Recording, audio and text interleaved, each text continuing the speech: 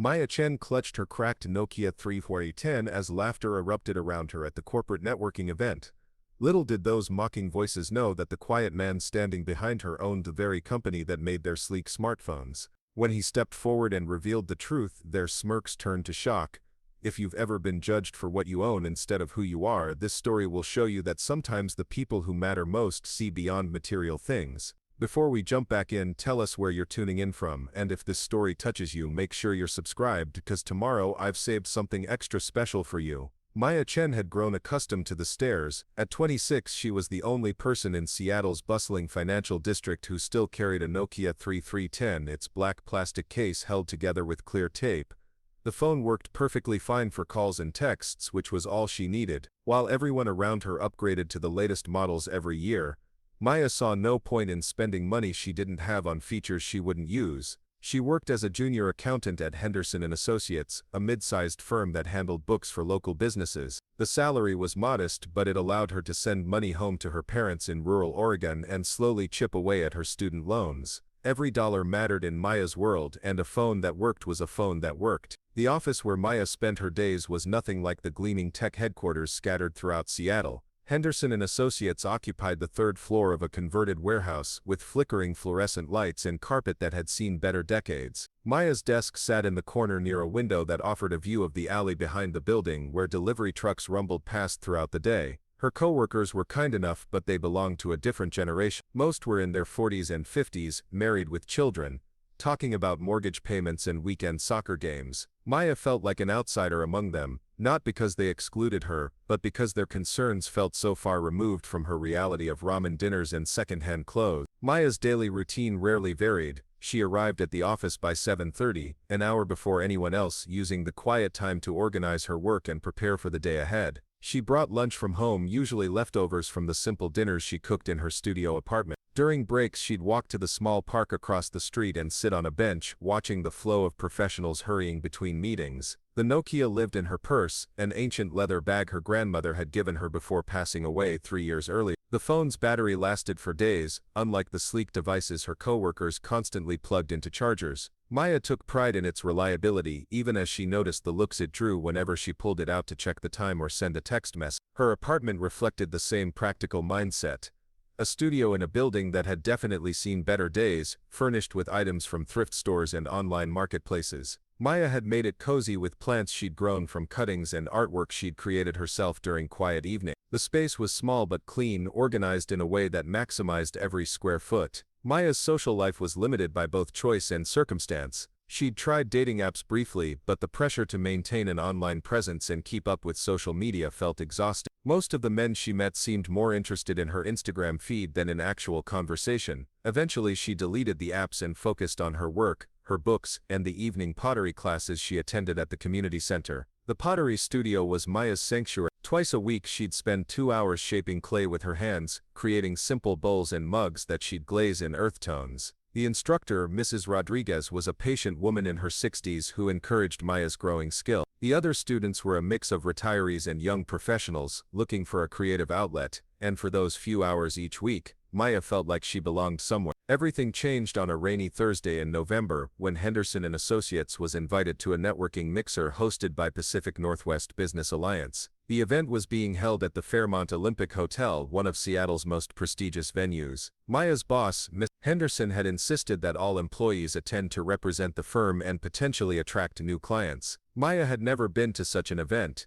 She spent her limited clothing budget on a simple black dress from a discount retailer and borrowed heels from her upstairs neighbor. As she prepared for the evening, she felt a familiar anxiety creeping in. These events were designed for people who moved confidently through professional circles, who knew how to make small talk and exchange business cards with practiced ease. The Fairmont's lobby was everything Maya had expected. Crystal chandeliers, marble floors, and the kind of understated luxury that spoke of old money and established power. Men in expensive suits and women in designer dresses mingled with champagne glasses, their conversation a constant hum of industry terms and networking pleasantries. Maya found herself gravitating toward the edges of conversations, listening more than speaking. She nursed a single glass of wine and tried to look engaged while her coworkers worked the room with varying degrees of success. Mr. Henderson was in his element, regaling a group of potential clients with stories about the firm's history and client success stories. The trouble started when Maya stepped away from a particularly loud group to check her message. Her mother had texted earlier asking about her week, and Maya wanted to respond before the evening got too late. She pulled out the Nokia, its familiar weight solid in her hand, and began typing a quick reply on the small keypad. She didn't notice the group of women standing nearby until their conversation shifted in her direction. They were clearly successful professionals, dressed in clothes that cost more than Maya made in a month, their perfectly styled hair and flawless makeup, speaking of regular salon visits and personal shoppers. "Oh my God, is that woman seriously using a Nokia?" one of them said, her voice carrying across the immediate area. "I haven't seen one of those since high school. Maybe it's vintage chic," another replied with a laugh. "You know how some people think outdated technology is a personality trait." Maya's cheeks burned as she realized they were talking about her. She tried to finish her text quickly and put the phone away, but the damage was done. Other people had turned to look, their expressions ranging from curiosity to barely concealed amusement. "I wonder if she thinks it makes her interesting," the first woman continued, clearly enjoying the attention her comments were drawing. "Like she's too cool for modern technology. More likely she can't afford a real phone," a third voice added, and Maya felt her stomach drop. "Some people just don't understand that image matters in business." The conversation might have continued, but Maya didn't stay to hear it. She slipped away toward the restroom, her face hot with embarrassment and her hands shaking slightly. In the mirror she saw exactly what those women had seen, a young woman in a discount dress carrying an ancient phone, clearly out of place among Seattle's business elite. Maya spent several minutes in the bathroom, taking deep breaths and trying to calm down. She'd faced judgment before about her choices, her clothes, her lifestyle. Usually she could brush it off, reminding herself that she was living within her means and working toward her goals. But something about the public nature of this humiliation, the casual cruelty of strangers who knew nothing about her circumstances, hit harder than usual. When she finally emerged, Maya decided to find Mr. Henderson and make an excuse about not feeling well. She could leave early, go home to her small apartment, and try to forget this evening had ever happened. But as she made her way across the crowded room, she nearly collided with someone coming from the opposite direction. "Excuse me," she said automatically, stepping back and looking up into the face of a man she didn't recognize. He was probably in his early 30s, with dark hair and kind eyes behind wire-rimmed glasses. Unlike most of the other men at the event, he wore a simple navy suit that looked expensive but understated. "No problem at all," he replied, his voice warm and genuinely friendly. "Actually, I was hoping to meet some new people tonight. I'm David Maya Chen," she responded, accepting his offered handshake. His grip was firm but gentle, and something about his demeanor put her at ease despite her recent embarrassment. "Are you enjoying the event?" David asked, and Maya was surprised by what seemed like genuine interest in her answer. "It's certainly impressive," she said diplomatically, glancing around at the opulent surroundings.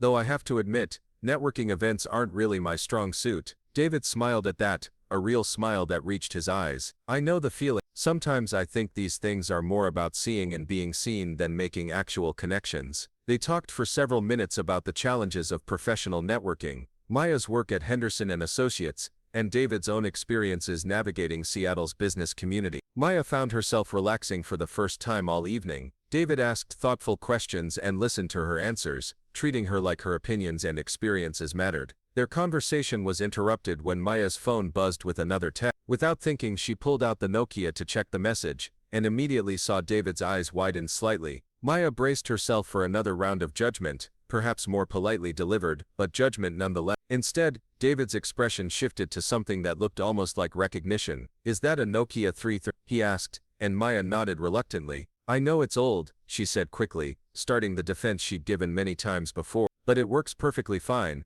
and I don't really need all the features that newer phones have." "Don't apologize," David said, his voice serious. "There's something to be said for reliability and knowing what you need, versus what marketing tells you to want." Maya looked at him carefully, trying to determine if he was being sincere or just polite. His expression seemed genuine, without the condescension she'd grown accustomed to when this topic came up. "Most people think I'm crazy for not upgrading," she admitted. "Most people haven't thought seriously about their relationship with technology," David replied. "They just follow the upgrade cycle because that's what everyone else does." Their conversation was interrupted by a commotion near the bar area. The same group of women who had mocked Maya's phone were now engaged in animated discussion about the latest smartphone releases. comparing features and prices with the enthusiasm of devoted consumers. Looks like the tech enthusiasts are in full swing, David observed, following Maya's gaze. They were having quite a discussion about my phone earlier, Maya said, trying to keep her voice light despite the lingering sting of their comments. David's expression darkened slightly. What kind of discussion? Maya hesitated, not wanting to seem like she was seeking sympathy, but something about David's genuine concern made her want to share. Just the usual comments about outdated technology and what it says about a person. That's unfortunate, David said, and Maya could hear real anger in his voice. People shouldn't be judged by their possessions, especially when they don't know anything about someone's circumstances or values. The conversation was interrupted again, when Miss Henderson appeared at Maya's elbow, looking slightly flustered and very eager to make a good impression on her companion. Maya, there you are, he said, then turned to David with an expression of barely contained excitement. I don't believe we've been introduced. I'm Robert Henderson, Maya's employer. David Park, came the simple reply, but Maya noticed that Mr. Henderson's eyes lit up with recognition at the name. The David Park, Mr. Henderson asked, his voice taking on a tone Maya had never heard before, somewhere between awe and desperate professionalism. I suppose that depends on which David Park you're thinking of, David replied, with what looked like practiced patience. Maya watched this exchange with growing confusion. Clearly, David was someone important enough to make her usually confident boss act like a starstruck teenager, but she had no idea why. From Innovate Tech, of course, Mr. Henderson continued, seemingly unable to contain his enthusiasm. I had no idea you'd be here tonight. Maya, do you realize you've been talking to one of Seattle's most successful entrepreneurs? Maya felt her stomach drop as the pieces began to fall into place. Innovate Tech was one of the Pacific Northwest's fastest-growing technology companies, known for developing innovative smartphone applications and hardware solutions. If David Park was associated with Innovate Tech, then he was definitely not just another professional making small talk at a networking event. I'm sorry, Maya said, looking between David and her boss. I had no idea. There's no reason you should have, David replied, and Maya was grateful that he seemed genuinely unconcerned by her ignorance. I prefer to let conversations develop naturally rather than leading with business credentials. Mr. Henderson looked like he wanted to continue the conversation, probably hoping to secure Innovate Tech as a client, but David politely excused himself, saying he needed to speak with the event organizers. Before leaving, however, he turned back to Maya. It was really nice meeting you, Maya, he said. I hope we get a chance to talk again soon. As David walked away, Mr. Henderson turned to Maya with an expression of incredulous excitement. Do you have any idea how important that man is? Innovate Tech is worth hundreds of millions of dollars, and he's the founder and CEO. Maya, this could be huge for our firm. Maya nodded absently, but her mind was spinning with questions. If David Park was as successful and wealthy as Henderson suggested, why had he been so kind about her old phone? Why hadn't he looked at her the way those other people had, with judgment and superiority? The rest of the evening passed in a blur. Maya found herself watching David from across the room, noting how people seemed to orbit around him, seeking his attention and approval. He moved through the crowd with practiced ease, but Maya noticed that he seemed to bring the same genuine interest to every conversation that he'd shown with her. When the event finally ended, Maya rode home on the bus, staring out the window at the city lights and trying to process what had happened. She'd gone to the networking event expecting to feel out of place and awkward, and those expectations had certainly been met. But she hadn't expected to meet someone who would treat her with such kindness and respect, especially someone who apparently had every reason to look down on her circumstances. Back in her studio apartment, Maya sat on her small couch and looked at the Nokia 333. For the first time in years, she found herself questioning her attachment to the device, not because of the mockery she'd endured, but because of David's reaction to it. He'd seemed to see something in her choice that she hadn't fully recognized herself. As she prepared for bed, Maya realized that something fundamental had shifted during the evening. Meeting David Park had reminded her that not everyone in the professional world was quick to judge or dismiss others based on surface appearance, but it had also made her acutely aware of just how different their circumstances were. Maya fell asleep that night wondering if she would ever see David Park again, and whether the connection she'd felt during their brief conversation was real or just her imagination filling in gaps that didn't actually exist. Maya spent the weekend replaying her conversation with David Park, wondering if she'd imagined the genuine warmth in his voice.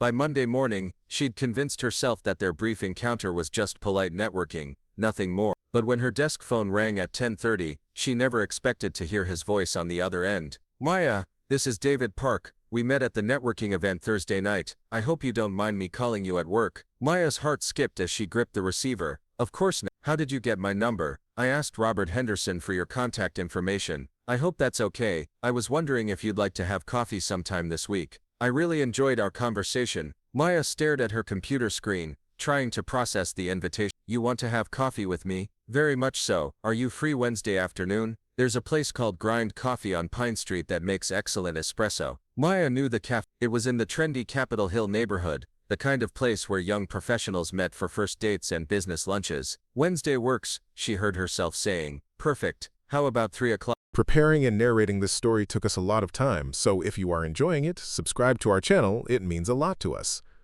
Now back to the story. After hanging up, Maya sat in stunned silence.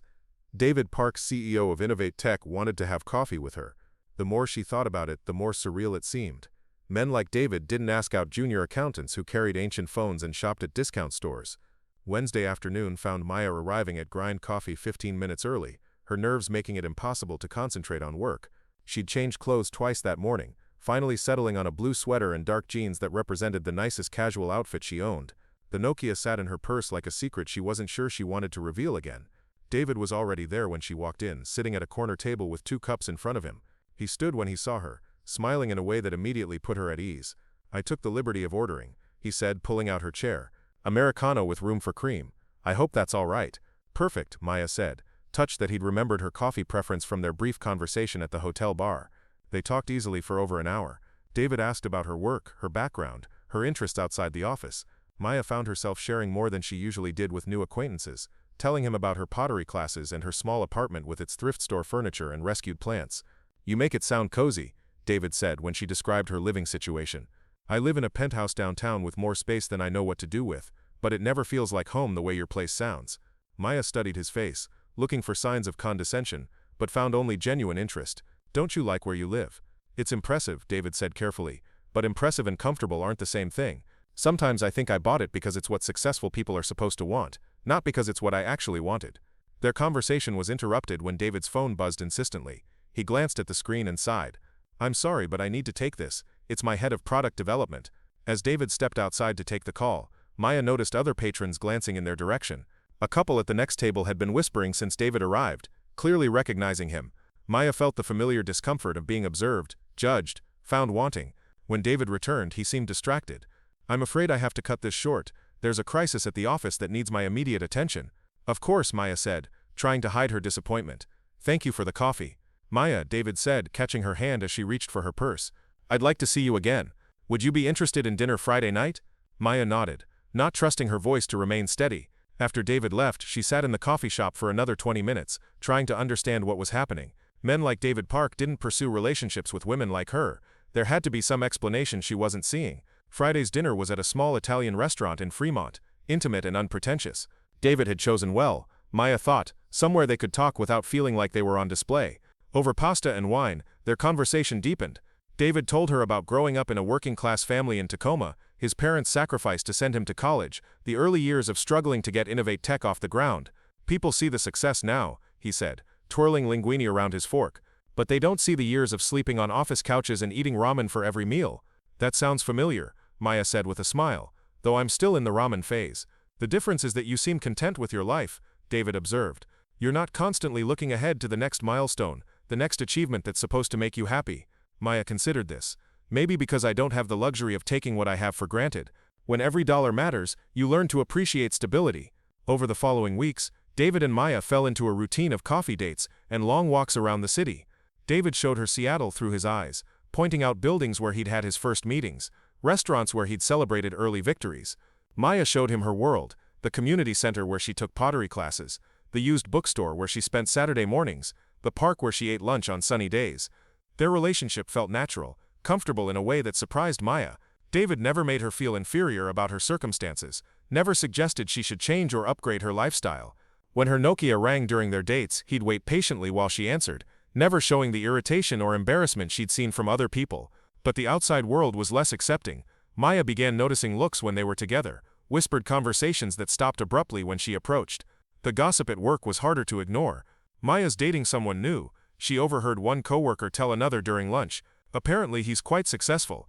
Maybe she'll finally get a new phone. The comment stung more than Maya expected. She'd begun to hope that her relationship with David could exist in a bubble separate from judgments about their different social positions.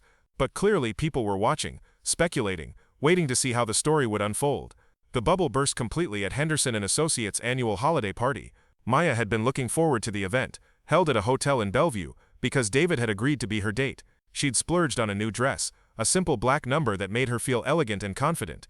David picked her up in his Tesla, and Maya noticed her neighbors watching from their windows as she got into the sleek electric car. At the party, her co-workers greeted David with a mixture of curiosity and deference, clearly aware of his reputation in Seattle's business community. "Maya's been keeping you a secret," Mr. Henderson said when introductions were made. "We had no idea she was dating someone so distinguished." Maya cringed at her boss's obvious attempt to impress David, but David handled the attention with practiced grace. He asked Maya's co-workers about their families, their work, treating everyone with the same genuine interest he'd shown her from the beginning. The evening was going well until Maya excused herself to use the restroom. As she returned to the party, she passed a group of her co-workers' wives who were standing near the bar, their conversation clearly audible. "I just don't understand what he sees in her," one woman was saying. "She's pretty enough, I suppose, but she's so ordinary. And that phone she carries around like it's vintage couture. Maybe he likes feeling like a hero," another replied. "You know, rescuing the poor working girl from her dreary life. It won't last," a third voice added with certainty. "Men like that don't marry down. He's probably just having fun before he settles down with someone from his own class." Maya stood frozen in the hallway, their words hitting her like physical blows. Everything they were saying echoed her own deepest fears about the relationship. What did David see in her? Was she just a temporary diversion from his real life? When she returned to the party, David immediately noticed her distress. "What's wrong?" he asked quietly, pulling her aside. "Nothing," Maya said automatically, but her voice betrayed her.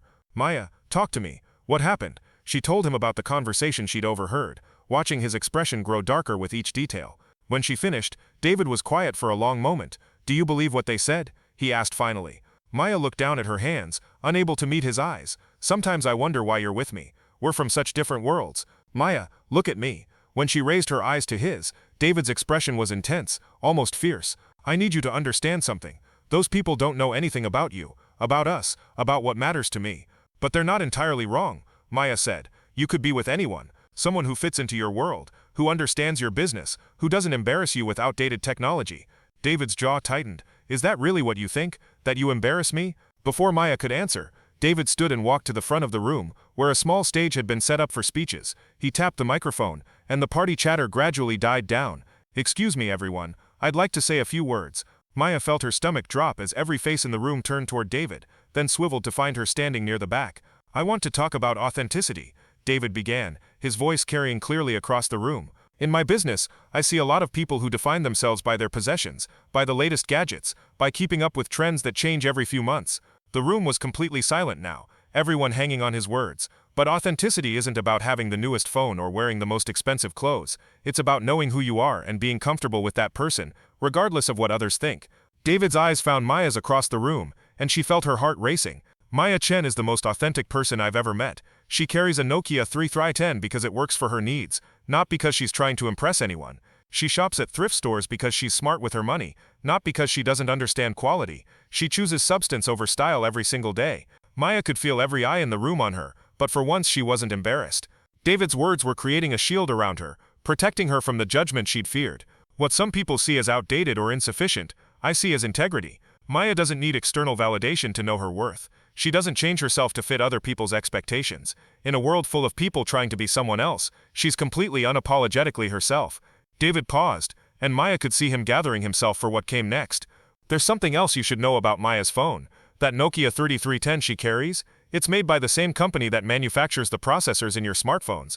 The same company that my grandfather started in Finland before immigrating to the United States. The same company that Innovate Tech has been partnering with for the past 5 years. A murmur ran through the crowd as people began to understand the implications of what David was saying. Maya's phone isn't outdated. It's a testament to quality engineering that stands the test of time. Just like the woman who carries it. David stepped down from the stage and walked directly to Maya, taking her hand in front of everyone. "Maya, you ask me why I'm with you? I'm with you because you see value where others see deficiency, because you choose substance over flash, because you've taught me that real worth isn't measured in dollars or status symbols but in character and authenticity." The room erupted in applause, but Maya barely heard it. All she could see was David's face. All she could hear was the sincerity in his voice.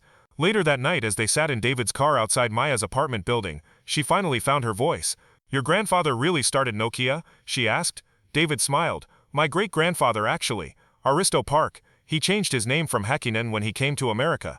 The family has maintained connections with the company ever since, though most people don't know about it. So when you saw my phone that first night, I saw someone who valued reliability over trends, someone who understood that good design doesn't need constant updates, someone who reminded me of why my family got into technology in the first place. Maya laughed, a sound of pure joy and relief. All this time I thought you were being polite about my ancient phone. Maya, David said, taking her hands in his. I wasn't being polite, I was falling in love. 6 months later, Maya moved into David's downtown penthouse, but not before making some changes. They converted one of the spare bedrooms into a pottery studio, with large windows overlooking Elliott Bay. Maya's thrift store furniture found new life alongside David's designer pieces, creating a space that felt like home to both of them. Maya still works at Henderson Associates, though now as a senior accountant with her own office and a substantial raise. She still carries the Nokia 3310, not out of financial necessity anymore, but because it's become a symbol of who she is and what she values. The phone sits on her desk at work now, a conversation starter rather than a source of embarrassment. When new employees or clients comment on it, Maya tells them about reliability, about making choices based on personal values rather than social pressure, about the importance of authenticity in a world that constantly pushes conformity. David proposed 6 months after the holiday party, with a ring he designed himself using recycled gold and a diamond that had belonged to his grandmother. They were married in a small ceremony at the community center where Maya still takes pottery classes, surrounded by the people who matter most to them. Maya's story teaches us that authenticity attracts the right people into our lives. When we're true to ourselves, we give others permission to see us clearly, without the filters of pretense or social expectations. The right person won't ask you to change who you are to fit their world. They'll love you for who you are and find ways to build a world where you both belong. Sometimes the things that make us feel different or inadequate are actually our greatest strengths. Maya's Nokia wasn't a sign of being behind the times. It was evidence of someone who thinks independently, who values function over form, who isn't swayed by marketing or peer pressure. These qualities, which some people saw as weaknesses, were exactly what drew David to her. Real love sees beyond surface appearances to the person underneath. It recognizes value where others see only deficiency. And sometimes the person who loves us most is the one who has been waiting for someone authentic to enter their world of artifice and pretension. Maya kept her Nokia not just as a phone, but as a reminder that being true to yourself is always the right choice, even when it feels like swimming against the current. In a world that profits from our insecurities, choosing authenticity over approval is the bravest thing we can do. Up next, you've got 2 more standout stories right on your screen. If this one hit the mark, you won't want to pass these up. Just click and check them out.